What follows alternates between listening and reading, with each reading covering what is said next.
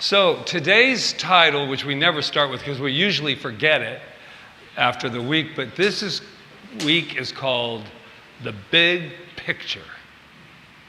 Have you ever taken snapshots, though, of life? Ever taken a snapshot at life and then declared it truth? Declared it the whole picture?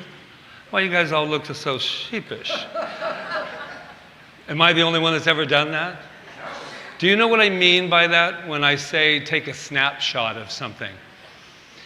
I was very passionate in the car this week talking to Rita, and it just reminded me that I was very, very clear about everything, and I'm thinking, and I thought to myself, if somebody was driving by right now, they would have many, many snapshots of Patrick. They would probably think, is he yelling at his wife? His girlfriend? What's he doing? He looks very, very serious. And we take those snapshots, right? And so I really got to think about that because this has been a wonderful week for me because we have this annual meeting after this service. And when you run a center, the annual meetings are always so much fun to get ready for. And you go through a lot of snapshots. It's like a photo album of the year, photo albums of times gone by. And it was really healthy for me to take this time, not just about the center, but about my life and about how many times my snapshots isolate me from people, events, places. Because what happens is the moment that I take the snapshot and call that truth, and most of the time, I don't know about any of you, but most of the time I'm guessing. And it's very, very interesting. So what does that tie in with spirituality? I love this quote, if you only focus on the small details, you'll never see the big picture. And what does that mean? For me to see the big picture is to see the totality.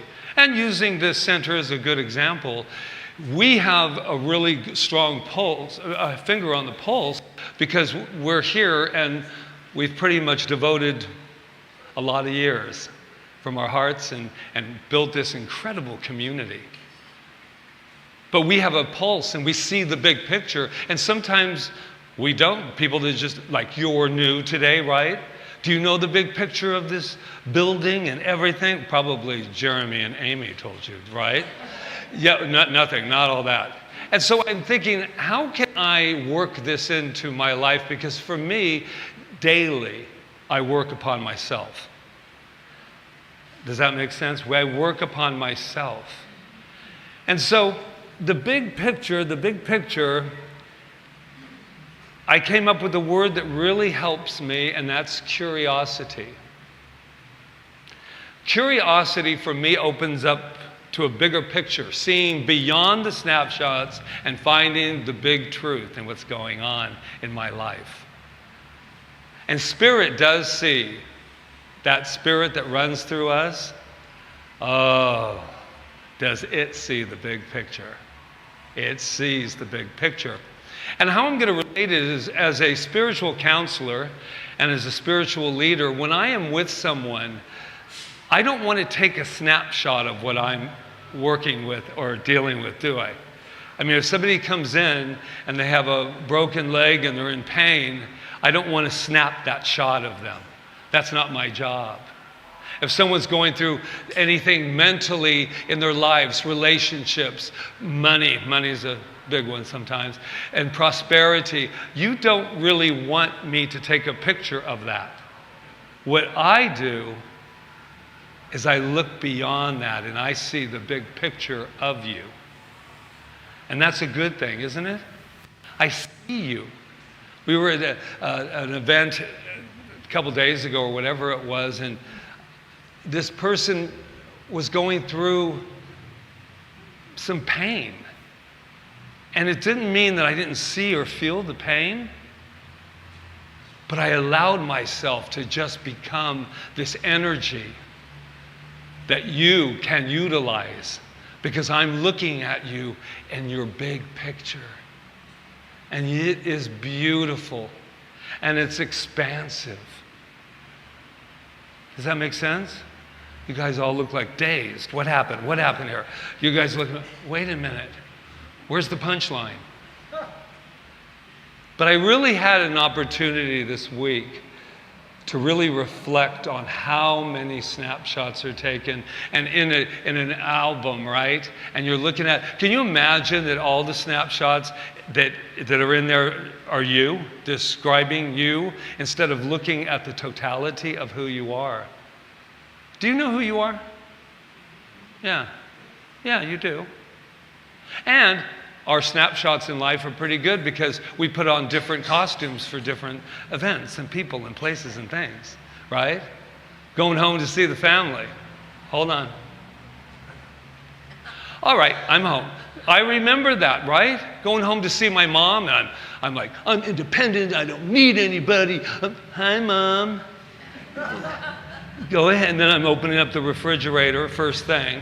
Why? I don't even hungry, but I do. Does everyone remember opening up the refrigerator? Hi, Mom, how have you been? I have no idea what I'm looking at, but I always do this. And that's a picture that is taken. And it's interesting because we fulfill what people think of us at times. And it really takes an incredible amount of courage to stand in who we are and what we stand for. And as we go into a new year, and it was a new year at the center, a new year in our life, I think to myself, focusing on a single snapshot blinds us to the vastness of possibility. Let's land in that for a moment, shall we? Focusing on a single snapshot blinds us to the vastness of possibilities. Only by seeing the entire picture can we truly understand, decide, and grow. So I have decided that I'm going to limit not my snapshots, but limit the perspective and the interpretation I put behind those snapshots. And really understand when I go to, and not that I do it often, but when I go to judge someone by my snapshot, to realize there is so much more going on. When we're driving in the car, I told you before, there's some people that, they're just driving crazy out there. I don't know if you know any of them, but they are. And I have a friend that I work very, very much on this idea of being in the car because he tells me how they won't respect him. Birds. They don't respect him because he gets in the car and they're in front of him and they go really slow. And then he snapshots it. They're probably retired and have nowhere to go. But I do. I'm trying to get to work. But you just go ahead and keep on driving slow. We have no idea what's going on in that car. You ever feel that? We come in here, if I took a snapshot, here was a great one. I was listening to a Mel Robbins podcast, and this is called Judgment Snapshots. So everybody's like, oh, Mel, what's she saying? They're all taking notes, and they're like all excited. And there's this woman, and I couldn't get past her. She was like this. And I look at Rita, and I said, Rita, I hope they pan that woman again. Look at her. So everybody's laughing at her, and she's going. I go, she's angry. Can I ask you a question? How do I know she's angry?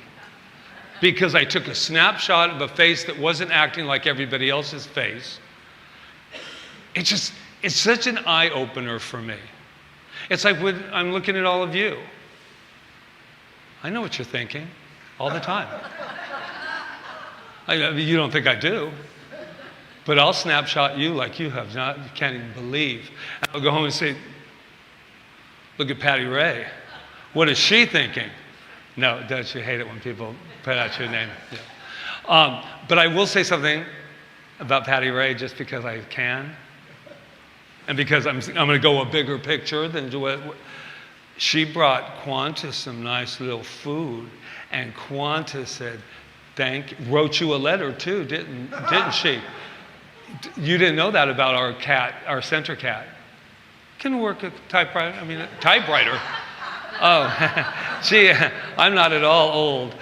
But there's the picture, right? We don't know. So what I'm exploring and what I'm inviting us all to explore is this idea of seeing people beyond the snapshot, really seeing them. It is so exciting, I cannot tell you. It creeps some people out. If I go, wow, I see you. And they go, why is he staring at me? Because I see this incredible, pure potentiality in each and every one of us. And that's why I come here. That's what this place is about. Did you know that? Did you know that people come here? I did my homework this week.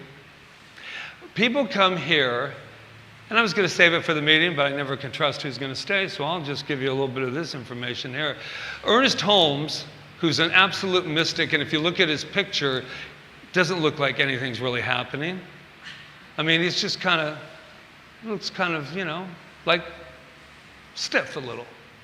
But I'm going to tell you something. They came from miles around to listen to one of his lectures and two of his lectures. And they came in, and this is how the centers got started, by the way. They looked at a bigger picture, and he said, I don't want no church, man. I don't think he said man, though. I'm not sure. That's not really earnest. But he said, no, we don't want a church. It's because people came, and he wanted them to hear the message and take it back out into their life and use it. That was his whole purpose. To raise consciousness, so like your beautiful song, raise consciousness to the highest.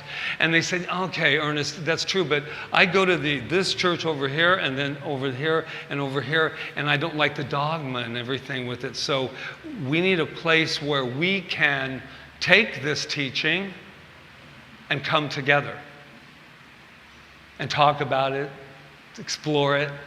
And do you see how, and he didn't want it, but they did it anyway, and that's fine. That's how, 1932, by the way, we've all been going. And so with that bigger picture, he saw a bigger picture that said we would be right where we are today, and we could do the good that we need to be doing. There's a lot of sound bites going on out there, my friends. And I will close with this, not on a political note. I'm going to tell you that this is a time, and whatever is going on in that moment, we know it's divinely guided, we know that it's protected, it is safe, and that everything is conspiring in the favor of this situation, whatever it is. What was I saying? Where was I before? What's that? Yes, but what was I going to close with is the whole thing. Who knows? But here's the deal. I'm going to close with, I just want to see if you were listening, but obviously I've made it very clear. Bigger picture, bigger picture.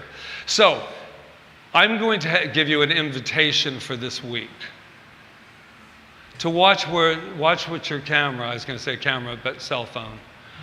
And really see what we're looking at, what we're taking pictures of, and what we're buying. Here it is. Oh, yes. Sound bites. Here's the thing that is incredible that I woke up with today. Everything that I hear right now, this is what I hear them ask. Are you sure? Are you sure? Is it the truth? And I have never, I'm 66 years old. And I want you to know that I have never been in a time in my life that we ask that question more than we are right now.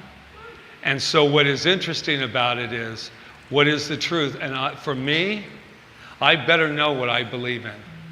If I ever had to do it, this is my time now, our time, to come in and say, what do I believe? What do I know to be true?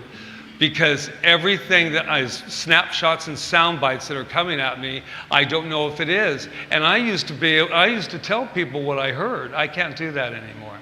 I can only tell you what my big picture is, and then I can look at you and say that I see yours.